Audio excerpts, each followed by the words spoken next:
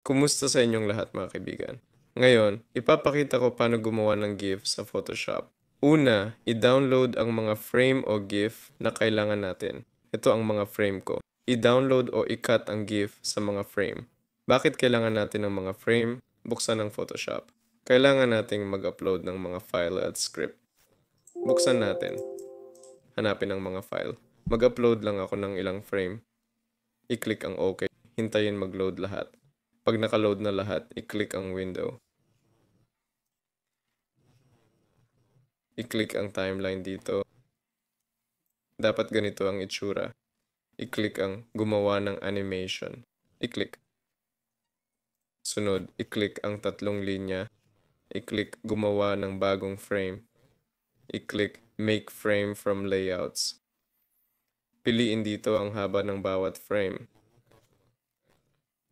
Halimbawa, 01, walang delay.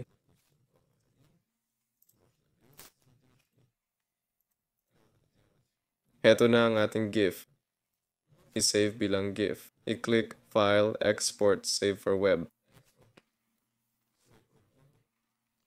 Piliin ang GIF at i-click Save. Ako si Elair. Paalam sa inyong lahat.